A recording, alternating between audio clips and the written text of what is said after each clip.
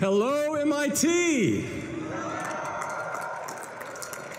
Thank you. Congratulations, class of 17. I especially want to thank Chairman Millard, President Reif, distinguished faculty, trustees, and members of the class of 1967.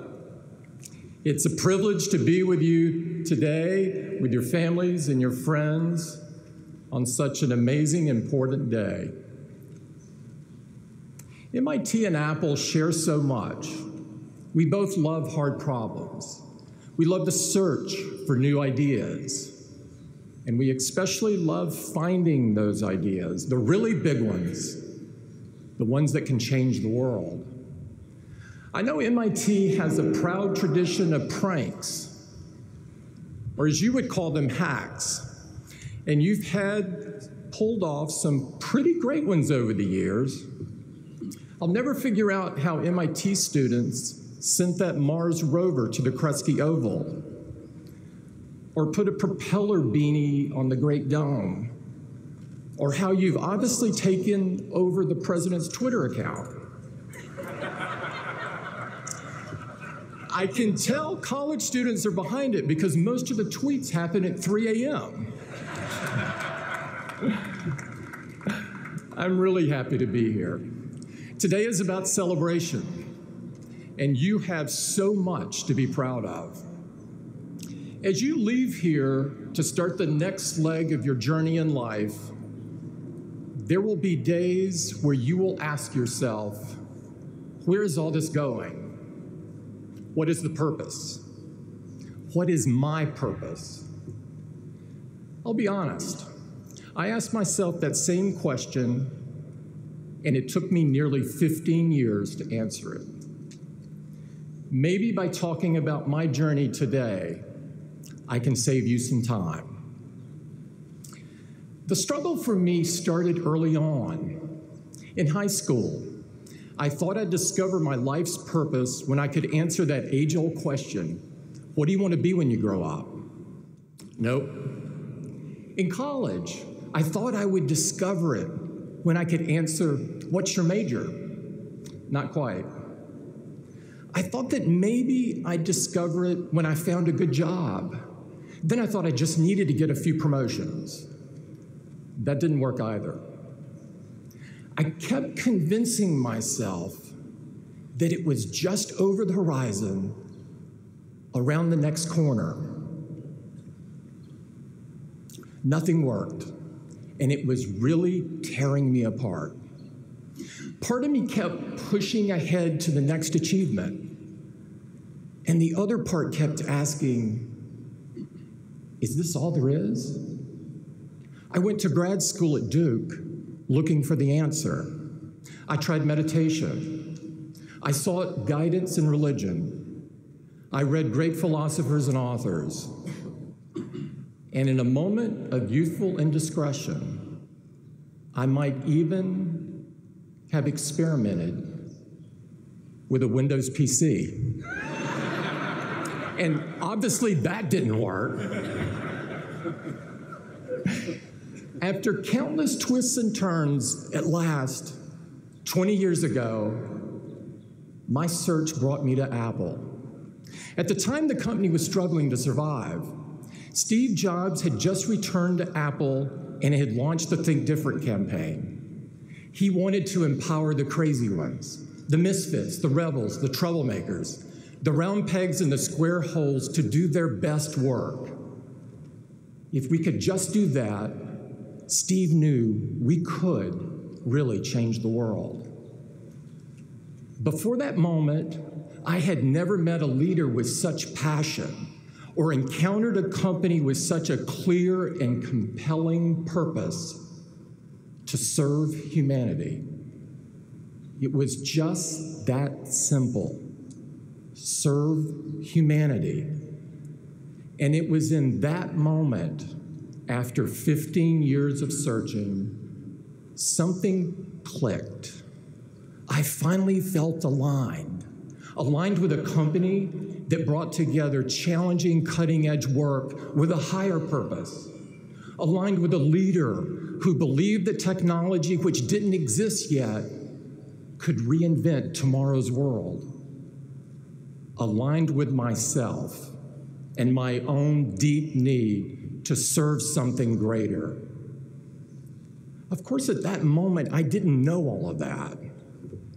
I was just grateful to have that psychological burden lifted.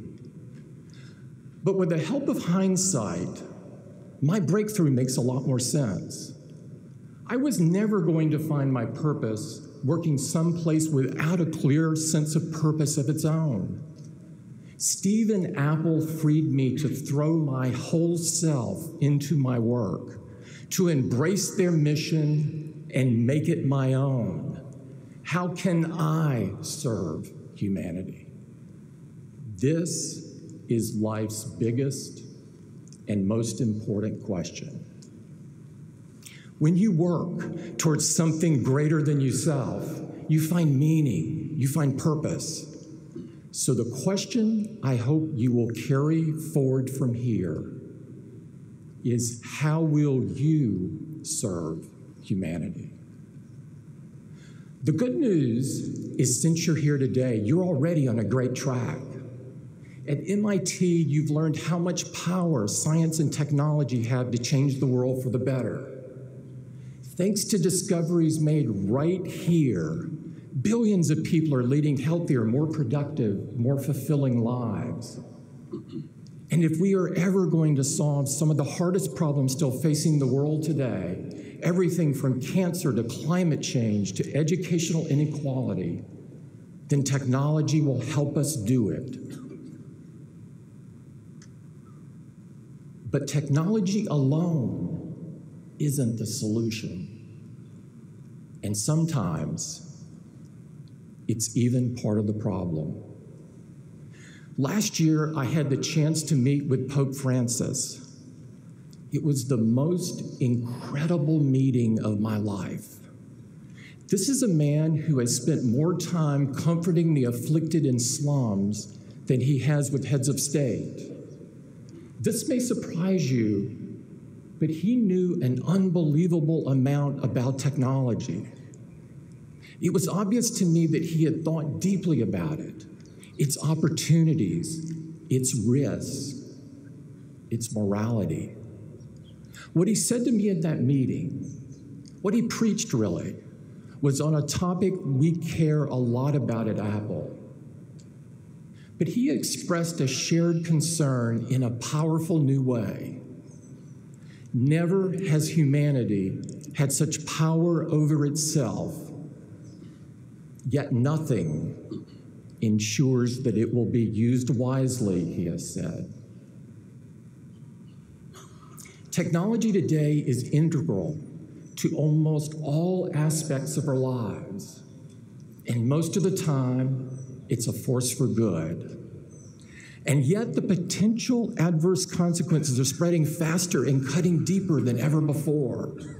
Threats to our security, threats to our privacy, fake news, and social media that becomes antisocial. Sometimes the very technology that is meant to connect us divides us. Technology is capable of doing great things, but it doesn't want to do great things. It doesn't want anything. That part takes all of us. It takes our values and our commitment to our families and our neighbors and our communities, our love of beauty and belief that all of our faiths are interconnected, our decency, our kindness. I'm not worried about artificial intelligence giving computers the ability to think like humans. I'm more concerned about people thinking like computers, without values or compassion, without concern for consequences. That is what we need you to help us guard against. Because if science is a search in the darkness, then the humanities are a candle that shows us where we've been, and the danger that lies ahead. As Steve once said, technology alone is not enough. It is technology married with the liberal arts, married with the humanities that make our hearts sing. When you keep people at the center of what you do, it can have an enormous impact. It means an iPhone that allows a blind person to run a marathon. It means an Apple Watch that catches a heart condition before it becomes a heart attack. It means an iPad that helps a child with autism connect with his or her world. In short, it means technology infused with your values, making progress possible for everyone. Whatever you do in your life, and whatever we do at Apple, we must infuse it with the humanity that each of us is born with. That responsibility is immense, but so is the opportunity. I'm optimistic because I believe in your generation, your passion, your journey to serve humanity. We are all counting on you. There is so much out there conspiring to make you cynical. The internet has enabled so much and empowered so many, but it can also be a place where basic rules of decency are suspended and pettiness and negativity thrive. Don't let that noise knock you off course. Don't get caught up in the trivial aspects of life. Don't listen to trolls, and for God's sake, don't become one. Measure your impact on humanity, not in likes, but in the lives you touch. Not in popularity, but in the people you serve. I found that my life got bigger when I stopped caring what other people thought about me. You will find yours will too. Stay focused on what really matters. There will be times when your resolve to serve humanity will be tested. Be prepared. People will try to convince you that you should keep your empathy out of your career. Don't accept this false premise. At a shareholders meeting a few years back, someone questioned Apple's investment and focus on the environment.